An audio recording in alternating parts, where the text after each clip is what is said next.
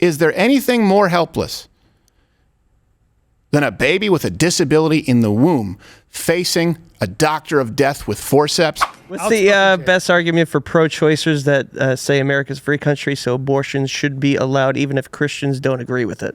Wait, can I see that again? They're trying to ask the best argument for someone who is pro-abortion, that it's a free country. Yeah. I mean, there really isn't one.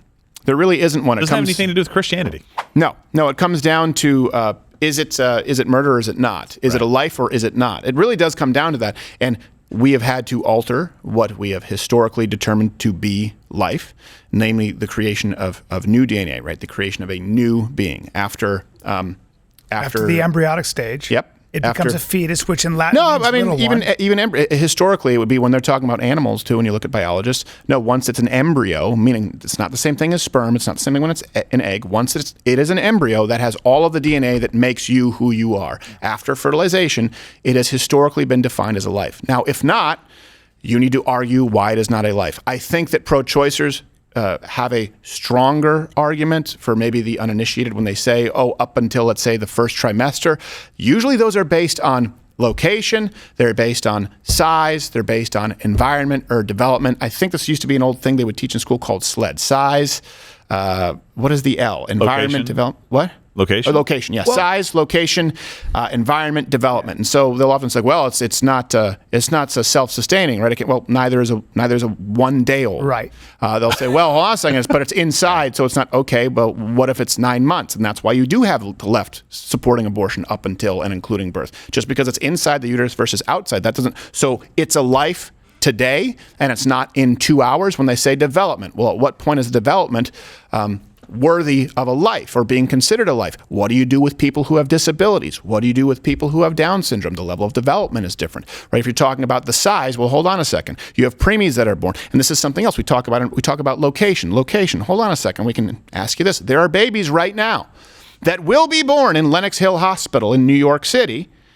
and that exact same baby at that exact same point in the gestation period would not be born because they don't have access to the same medical care in the hills of West Virginia. Is one a life and one is not? Right. There has to be a defining of a life. And then I would like to hear the problem is, and you'll notice this when we do the Change My Minds on the topic, they don't want to have that conversation. I don't know that we've had it once. It's just a my body, my choice. As somebody who has always been, I've avoided this topic because I didn't want to look at it, but then I forced myself to look at it. Yeah. And, I don't like the idea. I don't like the idea of telling a woman what to do with her body. I understand, but hold on. Here's the thing. If you were to say to me, I like to work backwards as I started looking at this. 65% of Democrats, if you believe this poll, maybe it's less, maybe it's more, I don't know. But let's say people who are pro-choice, you've got to push them to this extent. Partial birth abortion. There are people that believe. If you believe in partial birth abortion, if you believe that a woman that a pregnancy can be terminated at any time, then what you can do is at 9 months old, that baby, you can pull that baby all the way out feet first, and as long as the hairline is still in the vagina, you can pierce its skull and suck its brains out. Yep. Now, if you don't think that's murder, then that is a fact, and you have to accept that is what partial birth abortion and you have to accept that 100% of the members of the DNC at a national level, 100% will not condemn that. Well, not at once. So to me, there is absolutely no difference. That is called murder, and that is murdering a baby. Now, you could say, well, the baby isn't conscious. Cool. So what about people in comas, or how about somebody who's asleep? What are you talking about in that regard? So I think that for me, the only thing, as you work backwards from that, somebody said if there was a window in a womb, we'd have a lot less, because if you look at a baby at 8 weeks, it's already got fingers, it's already starting to develop as a human being. Yeah. So it's got a heartbeat. It's got all these things. Yeah. You want to start talking about embryo before it has a heartbeat? I can have a conversation with you now. But I think if we really look at it, if you really force yourself to look at it, and if you can try to tell me, if you could please tell me how, where is your demarcation line and why? And I personally, as a guy who doesn't want to tell a woman what to do, I really don't. Yeah.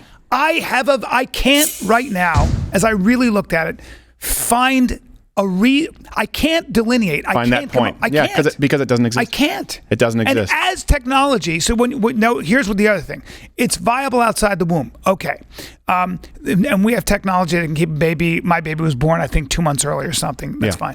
Technology is going to make it so that a baby at 8 weeks can live outside the mother. What do we do with that baby now? Exactly. And what about all the babies before them? Were they not live? Yeah, exactly. This is the issue. But this is, you got to look at it that way. And because otherwise you're avoiding the issue. And I did avoid it for a long time. I did because I couldn't make sense of it. And I was like, you know what? I'm just going to have to be okay with that. I appreciate your candor. Yeah, a lot of people do. A lot of people do. You have to take a hard look at this. But you guys brought it up. It's a broader question, like where you're talking about, is it a life or not a woman's choice. You're talking about another broad question. It's like, guys, you don't want to go to this next step. I understand why you don't want to go to this next step, because the choice part is before pregnancy. I understand people have accidents, condoms break, but if you just start with that and say, look, you have the choice of whether or not to have sex with somebody, and we don't encourage that unless you're ready to have a child.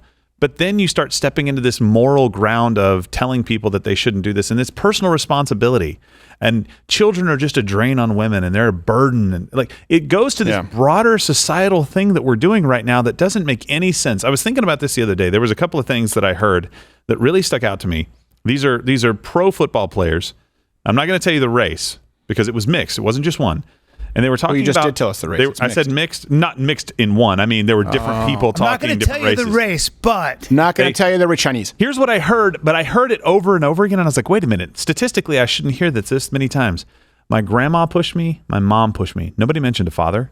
Not one of those people that they were talking to mentioned a father present and in their lives. Like, this social responsibility angle of this is where you're like, I have a duty morally to act in a certain way. And these guys are going to come in and tell me, you can go and have as much sex as you want, go have fun, party it up. Kids are a drag on you, so just kill it. Yeah. We got to go back before this is even a problem for them to address. And this goes back to the worldview. First off, it's not my life to take.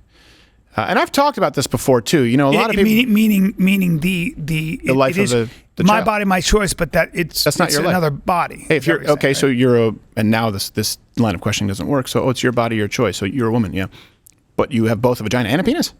You have 20 fingers. You have 2 hearts. You have 2 hearts. You're a fish. Do you know, as a guy living in California as long as I did, I'm really not kidding.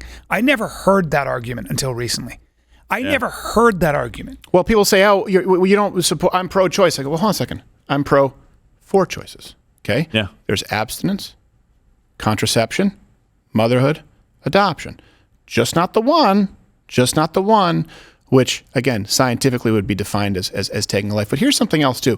I would say this. They don't want to argue because they want to argue the solutions, and don't let them catch you. And then, of course, we're going to see you on Monday with black and white and the gray issues. But they say, for example, "Oh, really? So you're pro-life?" Yeah, pro-life until outside of the womb. What about, and they go, right, public education. They go, what about welfare? What about, so in other words, none of that is the mother's responsibility, right? And even before that, they go, "Oh, really? You're pro-life, huh? Well, then how about we give away free condoms? How about birth control?" Okay, let's walk through this for a second.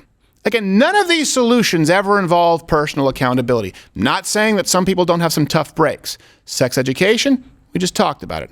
Abstinence, contraception, right? Then afterwards you're looking at adoption, but there is always the possibility of a child.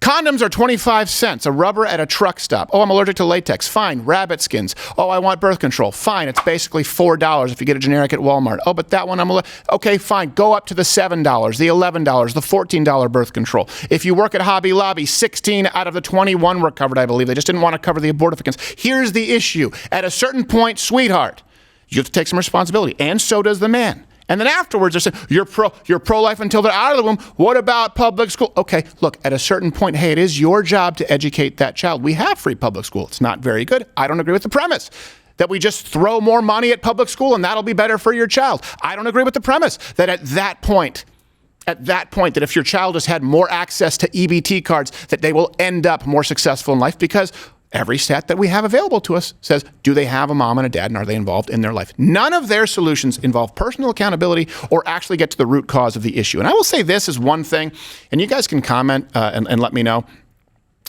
We won't be able to take it in chat.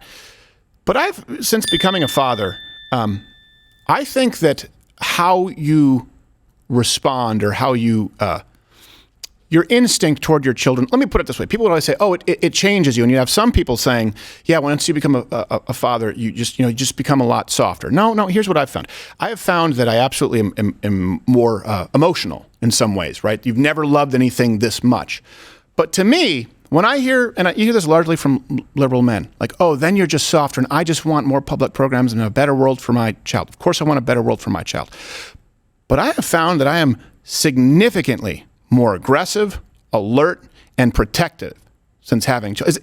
Is it just me? I think that if you are if you go through that experience, and this is when people talk about the gray issues, every dad I know, every mom I know who loves their kids, once they've had those children, if you are not willing to kill, maim, steal, lie, cheat, whatever it takes to save that child's life, then it hasn't changed you in the right way. You sound far right now. I absolutely sound far right. And I think that once you have those children, I think how you feel about that life, we talk about, hey, hold on a second, comedy, you should never punch down, right? You should never go after the helpless. Is there anything more helpless? Can you think of anything more helpless? Let's use the most extreme example.